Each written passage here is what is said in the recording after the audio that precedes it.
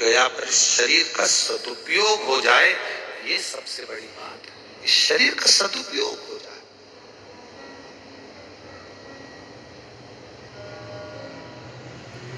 अरे तेरा ही दिया मैंने, खाया पिया है, तेरा शुक्रिया, तेरा शुक्रिया। मिला ये शरीर, बड़ी मुश्किल से मिला। सोमनी को शरीर मिला था, शरीर का सदुपयोग नहीं कर पाई, अपनी काया के मद में चूर रही, सुंदरता में चूर रही, अपने दिखावे में चूर रही, उस शरीर को संवारती रही। वो शरीर ऐसा खराब हुआ कि कौड़ी का रोग हो गया, नेत्र से दिखना बंद। कई महाबलेश्वर मंदिर में गई, महाबल के दरवाजे पर गोकर्ण क्षेत्र में, और वहां जाकर भिक्षा मांगने के लिए तैयार हो गई, खड़ी हो गई, और सुबह से लेकर शाम हो गई, पर भिक्षा के लिए उसको कुछ भी नहीं मिला, कुछ भी नहीं, कुछ नहीं। शिवरात्रि का दिन था, भगवान देवाधिदेव महादेव का दिन, शिवरात्रि का दिन। खड़ी, अब शरीर में इतना गंध आ रहा है, शरीर में इतनी बदबू आ रही है, शरीर में इतनी दुर्गंध आ रही है कि पास में जाए तो जाए कौन, पास में पहुंचे कौन? इतना गंध शरीर में से आएगा तो कौन जाएगा? कोई ना गया। किसी एक को दया, वो गया उसके पास, उसके पास कुछ भी नहीं था देने के लिए, केवल एक बेलपत्री, मात्र एक बेलपत्री। कोई जाते जाते उस सोमनी के हाथ में बेलपत्र पकड़ा गया, बेलपत्र सोमनी के हाथ में।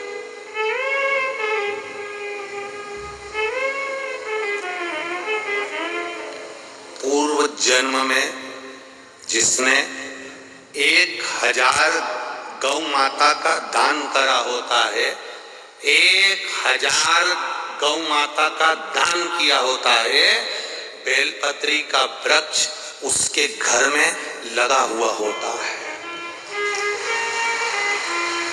अपने जीवन काल में जिसने 1000 गौ माता का दान दिया होता है, 1000 गौ माता का पूर्व में दान किया होता है, तब हमारे घर में एक बेलपत्री का वृक्ष लगा होता है, और घर में लगे बेलपत्री के वृक्ष को जो काटता है, समझ लेना उसने हजारों गौ हत्या एक साथ कर दी हो, इतना पाप उसके मस्तक पर चढ़ जाता है। एक बेलपत्र का वृक्ष हमारे जीवन की सार्थकता दे देता, एक बेलपत्र का।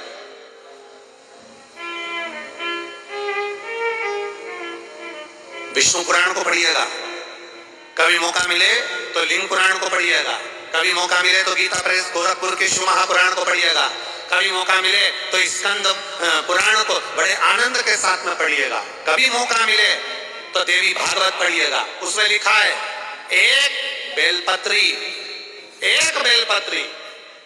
अगर कोई देवाधिदेव महादेव को समर्पित कर देता है, या एक बेलपत्री कोई दुखी है और उसको भी अगर वो दान में एक बेलपत्र दे देता है, तो शिव महापुराण की कथा कहती है आधा किलो सोने के सिंहासन पर शालिग्राम भगवान को सोने से श्रृंगार कर कर दान करने का जो पुण्य मिलता है, वो एक बेलपत्र दान करने से प्राप्त हो जाता है। मात्र एक बेलपत्र।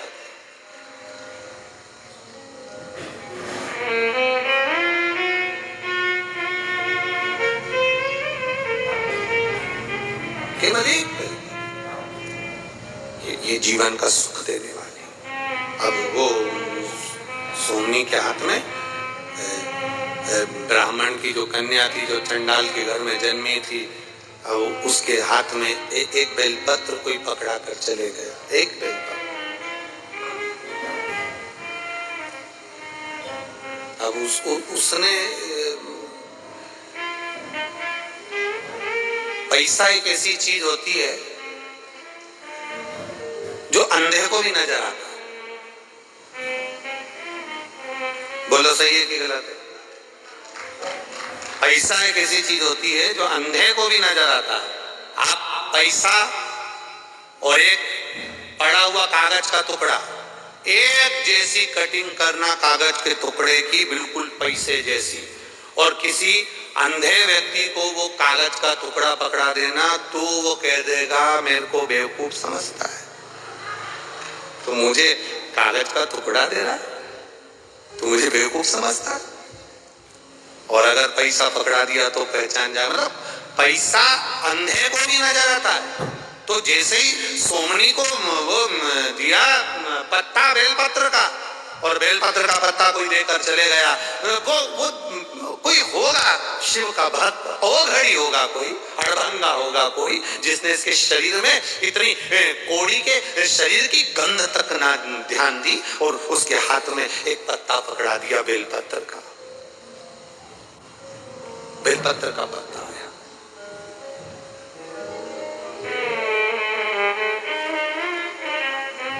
सोमनी मन में सोची, कोई पैसे देकर गया होगा, कोई धन देकर गया होगा, कुछ खाने का देकर गया होगा, कोई कपड़ा देकर गया होगा, कोई वस्त्र देकर गया होगा।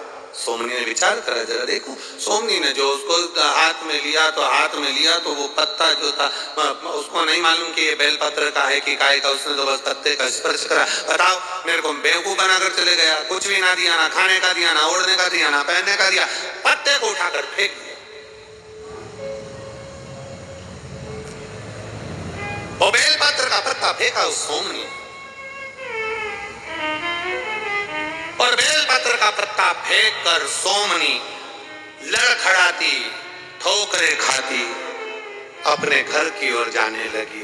दिन भर शिवरात्रि का निकल गया, रात भर निकल गया, इसको ना भोजन मिला, ना रात को ये सो सकी, क्योंकि रात भर चलती चलती अपने घर की ओर चले जा रही है, भटक रही है। इसको नहीं मालूम कि आज शिवरात्रि है, और वो पत्ता जो इसने पटका था, हवा तेज चढ़ गई, और हवा जो चली तो वो पत्ता उड़ते उड़ते महाबलेश्वर के शिवलिंग पर जाकर गिर गया। शिवलिंग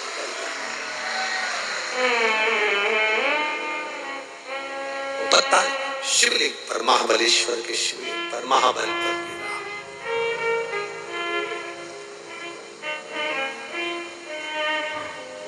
सुबह का ब्रह्म मुहूर्त था। सोमनी ठोकर खाकर जमीन पर गिरी थी, कौड़ी शरीर था, आंख से अंधी थी, रोगग्रस्त थी, प्राण छूट गए। प्राण छूटे तो मेरे देवाधिदेव महादेव नंदी लेकर उसके लिए खड़े थे। नंदी लेकर मेरे महादेव, नंदी लेकर उसके सामने खड़े थे। नंदी जब नंदी लेकर मेरे देवाधिदेव महादेव उसके सम्मुख खड़े, नंदी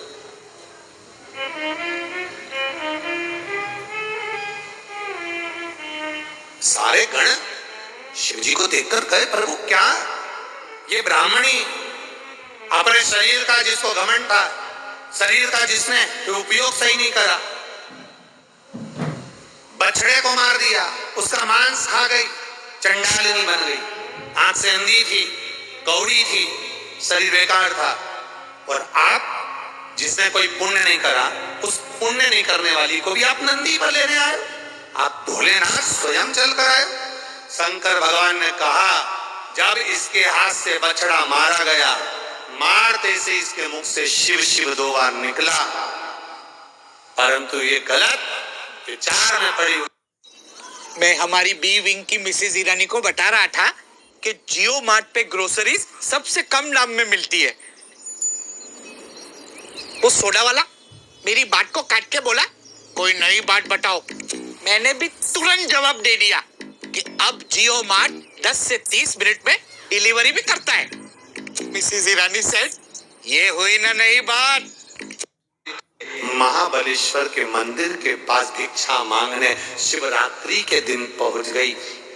शिवरात्रि के दिन इसने ना कुछ खाया, न पानी पिया, भिक्षा के लिए खड़ी रही, इंतजार करती रही, झोली फैलाती रही दरवाजे पर देवाधिदेव महादेव के, और पुकारती रही महादेव के दरवाजे पर, आवाज लगाती रही, कुछ नहीं मिला। दिन भर हो गया, कोई बेलपत्र देकर गया, फेंक दिया। वो बेलपत्र शिवरात्रि के दिन हवा में उड़कर शिव जी कहते हैं मेरे शिवलिंग पर जाकर गिर गया, और मेरे शिवलिंग पर जाकर गिरा। उसके बाद रात भर इसे नींद न आई, रात भर जागती रही और कर्मटे बदलती रही। शिवरात्रि का इसने जागरण भी कर लिया, बेलपत्र भी चढ़ गया, खड़ी खड़ी इंतजार भी करती रही, और व्रत भी पूरा हो गया। इसलिए शिव जी कह रहे हैं अब मुझे इसको कैलाश पर लेकर जाना पड़ेगा, इसको कैलाश पर। कौन से चैनल पे आ रहा है देखना जरा, 1 बज गई, महाराज दिख रहा है क्या? कई लोगों ने पूछ भी लिया कौन, वो सीवर वाला पागल आ रहा है, देखो जरा वो, बस वो देखो जरा वो सीवर वाला दिख रहा है क्या चैनल पर? अच्छा ईमानदारी से बोलो, तुम रिमोट लेके बैठते हो और चैनल चेंज कर कर कर देखते हो कि सीवर वाला मारा जा रहा है क्या, कथा आ रही है क्या, शिव पुराण आ रही है क्या, चैनल चेंज कर कर के देखते हो। बस मेरा परमात्मा, मेरा भोलेनाथ, मेरा शंभु त्रिकालदर्शी भी ऐसा ही है, वो भी टार्च लेकर तुम्हें ढूंढता रहता है क्या मेरा भगत यहाँ रहता है क्या? वो भी ढूंढ रहा, तुम भी ढूंढ रहे।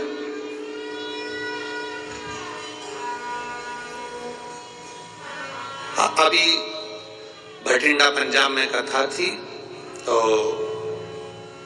वहां पर हमने कथा में वर्णन किया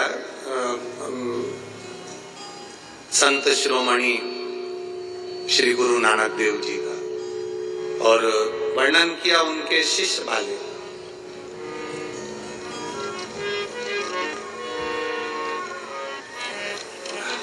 बाले ने गुरु नानक देव जी से कहा, जैसे हम ईश्वर को खोजते हैं, क्या ईश्वर हमें खोजता है?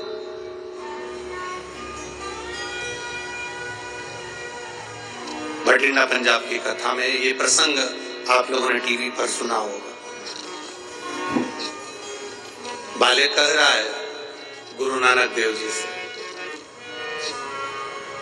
जैसे हम ईश्वर को ढूंढ रहे हैं, क्या ईश्वर हमको ढूंढ रहा है? गुरु नानक देव जी बाले से कहते हैं कि हमको ईश्वर को ढूंढने में जितना समय लगता है, हम ईश्वर को जितना ढूंढने में समय लगाते हैं, भगवान गुरु नानक देव जी बाले से कहते हैं उससे दुगना समय भगवान को, अपने भक्त को छांटने में लग जाता है। क्या ये मेरा भक्त है, और क्या ये भगवान की विरल भक्ति को प्रदान करने वाला, भगवत स्मरण करने वाला, भगवत नाम जाप करने वाला, भगवान की विरल भक्ति में डूबने वाला है? उसको छांटना है, उनको उसको बीनना है।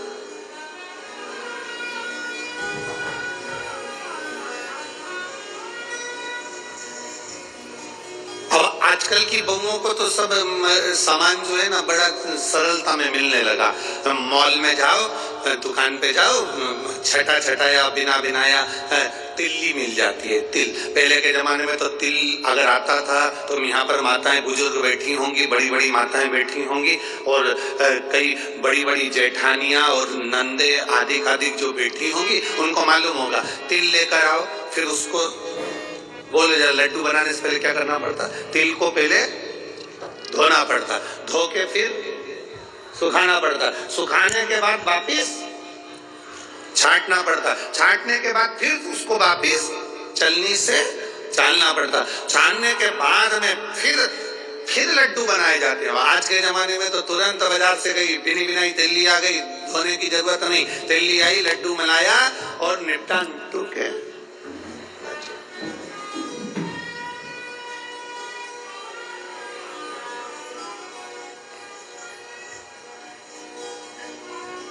कितनी जल्दी।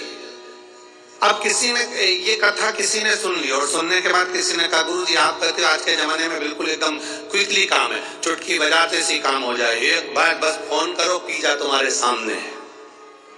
फोन करा, तुम्हारे सामने नाश्ता आ गया, फोन करा तुम्हारे सामने भोजन आ गया, फोन करा तुम्हारे सामने ये आ गया। अब जैसे व्यक्ति तुरंत कोई ना कोई चीज को प्राप्त कर लेता है, तो क्या व्यक्ति के कर्म का दंड, पाप और पुण्य का फल भी जल्दी मिलने लगा क्या संसार सागर में, कलयुग में? हमने कहा बिल्कुल। पहले के समय में भगवान के पास। तो ये है हमारा रेड फोर्ट। वायलेट में क्या चमक रहा है? Violet? Flipkart's monumental sale. Historic deals on the latest smartphones and more. Killer deals, bra. भी लैपटॉप रखने लगे। अब भगवान के पास भी लैपटॉप है। भगवान बस तुमने अच्छा कर्म करा, तुमने भूखे को भोजन कराया, प्यासे को पानी पिलाया, तुमने किसी के लिए अच्छा करा, किसी को दवाई की जरूरत है और तुमने उसके लिए 2 रुपए की दवाई निकालकर उसको दवा दे दी, आपने किसी गिरते हुए व्यक्ति को संभाल लिया, किसी भूखे को भोजन करा दिया, प्यासे को पानी पिला दिया, किसी का साथ आपने दे दिया, तो निश्चित है भगवान के पास एक लैपटॉप रखा हुआ है, वो क्लिक करता है और तुम्हारे पुण्य तुम्हारे सामने आकर खड़े हो जाते हैं। तुम्हारा किया गया दान, तुम्हारा किया गया सत्कर्म, तुम्हारा किया गया पुण्य, तुम्हारा किया गया दान, तुम्हारा किया गया सत्कर्म तुम्हारे सामने आकर खड़ा हो जाता है।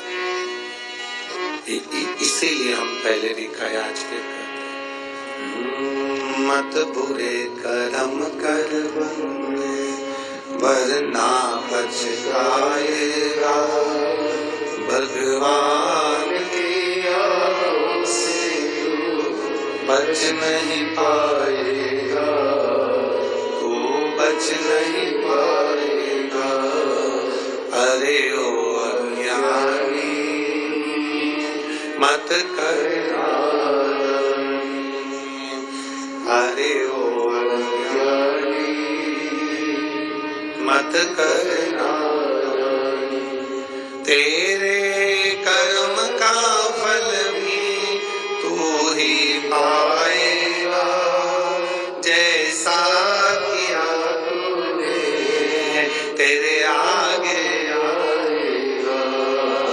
मत बुरे कर्म कर बंदे, वरना पछताएगा, भगवान की आंखों से तू बच नहीं पाएगा, तू बच नहीं पाएगा। अरे ओ अज्ञानी मत करना। हमारे पुण्य प्रबल होते हैं तब कुछ अच्छा होता है, हमारे पाप प्रबल होते हैं तो हम सत्संग से दूर हो जाते हैं।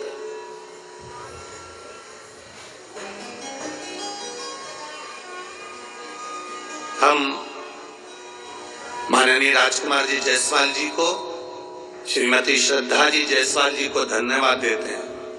आपके माता पिता की पुण्याई है, आपके घर के बुजुर्गों की, आपके दादा परदादा की पुण्याई है, आपके माता पिता की पुण्याई है, जो ये शिव महापुराण की कथा एक जायसवाल परिवार के अंतर्गत हो रही है और वाणी जैसे क्षेत्र में हो रही है। कमाया कमाया कमाया